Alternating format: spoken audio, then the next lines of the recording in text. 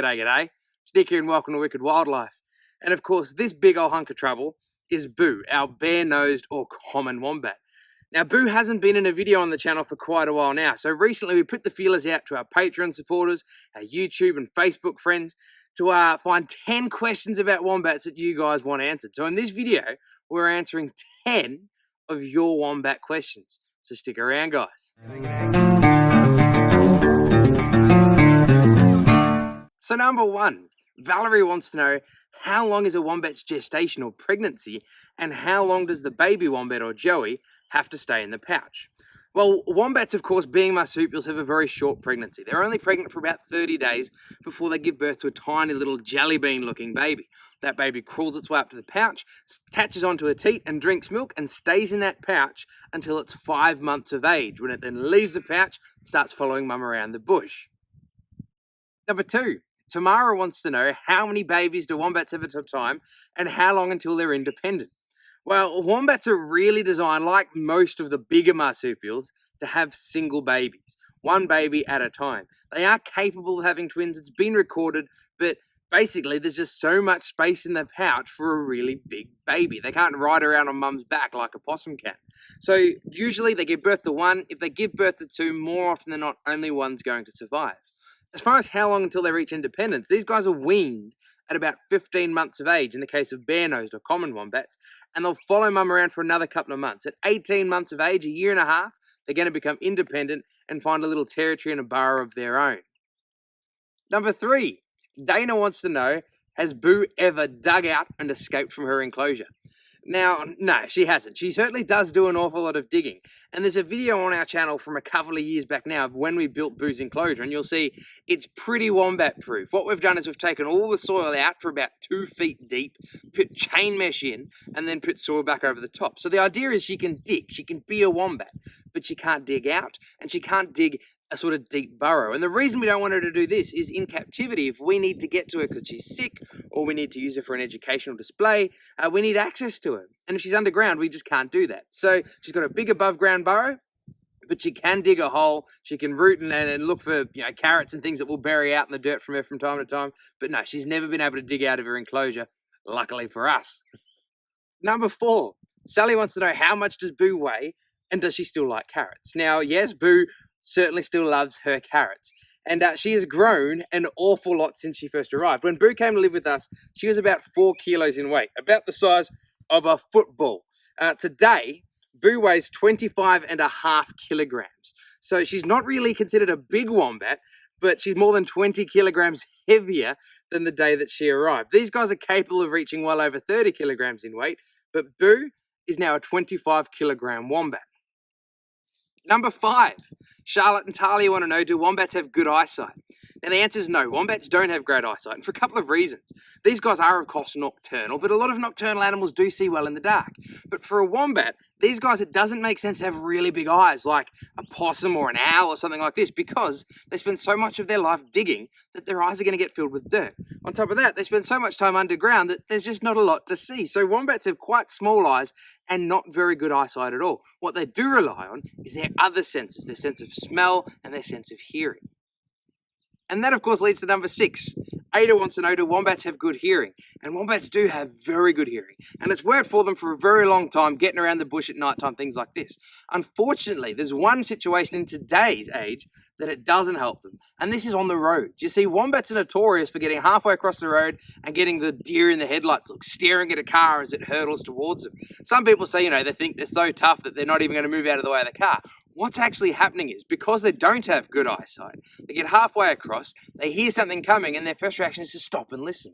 So rather than getting out of their way, they're relying on the trick that's worked for thousands and millions of years, stopping, listening, and figuring out what's happening as the car gets closer and closer. And that's actually how Boo came to us. Boo was orphaned after her mother was hit by a car. So yes, wombats have great hearing, but it doesn't really help them with some of the situations that us human beings place them in today. Number seven. Jess wants to know if I can tell you about wombat teeth. Now, wombats have pretty interesting teeth. As far as marsupials goes, we break marsupials into two groups based on their teeth.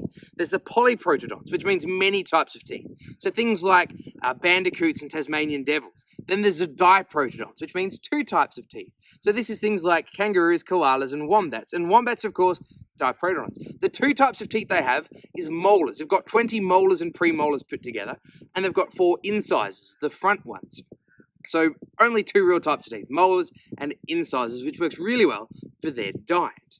As far as the teeth goes between the species, they do vary a little bit. There is, of course, 3 species of wombats. We've got bare-nosed wombats, southern hairy-nosed wombats, and northern hairy-nosed wombats. And in the hairy-nosed wombats, their teeth wear down at a different rate. And this is because they've only got enamel on one side. So on the front versus the back, they wear down differently. And it means that their teeth are permanently sharp. Bare-nosed wombats, on the other hand, their teeth wear down to make sort of 2 flat edges. So you can actually tell on a wombat's skull, for instance, what species it is by the way that their teeth have worn down. Number 8. Emily wants to know, what are the physical differences with wombats around different parts of the country? Now, first of all, there is, of course, 3 different species of wombats in different parts of the country. You've got the 2 hairy-nosed wombats, the northern and the southern, and then you've got the bare-nosed or common wombats. So there's some differences within the species. The hairy-nosed wombats sort of have silky fur. They dig in sandy environments. So they're so silky that the sand rolls straight off their backs. Bare-nosed wombats, on the other hand, feel a little bit like a carpet or a welcome mat at the front door. They've got coarse fur, so the mud sticks to it and then they can scratch it out. So they've got very different fur. Also, they've got different noses, which is largely about, for the hairy-nosed wombats, retaining moisture. When they're breathing out, the moisture's condensating and being reabsorbed into the body rather than lost into the environment because they live in very arid places. But even within the species, we do have some differences. The general rule of thumb is the cooler the climate, at least with the bare-nosed wombats, the bigger the wombats are. You see, the bigger a wombat is, the more thermal mass he has. So the more he's able to retain heat. Same reason you don't really see skinny Eskimos or fat Kenyans. You know, it's all about thermal mass. Interestingly though, this trend seems to stop once you get to Tasmania. Over there, wombats are smaller than on the mainland, which is an example of what we call island dwarfism, which is a pretty common phenomenon found all the way around the world. But yes, there is a whole bunch of physical differences with wombats around the country. Number 9. Kylie wants to know how big are wombat burrows. Now, the size of wombat burrows will vary widely because wombats dig more than one burrow. One wombat might have a dozen burrows that he owns or he uses within his natural range. And this could vary anything from somewhere where he stays overnight, when it's at the other end of his range to where he normally lives. So because of this, they can be varying in different sizes, things like this. But overall, wombat burrows can be anywhere from 3 to 30 meters in length and up to 3.5 meters under the soil. In some species, like the southern hairy-nosed wombats, they've been recorded having dozens of different entrances, making it more like a rabbit warren than a single burrow. But yeah, the wombat burrows do vary really widely depending on what the wombat's using it for, whether it's generations of wombats that have used it or whether it's a temporary burrow. But yeah, there's a lot of variation in wombat burrows. And lastly, number 10. Caitlin wants to know, what kind of threats do wombats face today? Now, wombats sadly have an awful lot of things facing them today, but this also varies somewhat species to species. Overall, humans are the major issue. Humans shoot wombats, trap wombats, destroy wombat burrows, things like this. But the other issues that they face do vary region to region. In the common wombat or the bare-nosed wombat, mange, a little mite that lives on foxes, dogs, things like this, has been introduced to Australia and is a major issue for wombats. It digs under the skin and it makes it so painful to walk around that they just sit out in the open and starve to death. It's really horrible.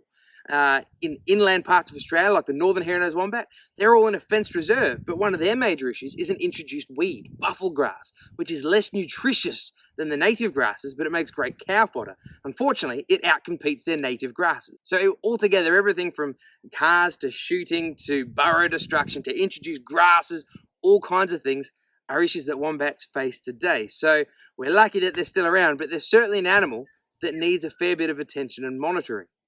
So there you go, guys. I hope you enjoyed meeting Boo again and hearing the answers to 10 of your wombat questions. But if you haven't already, guys, please make sure you subscribe to the YouTube channel, like us on Facebook, or maybe even support us on Patreon. There's always more wildlife content coming out, and we really appreciate your support. But between now and next week, guys, as always, please be nice to wildlife. I'll see you in the next video. Everyone, take care.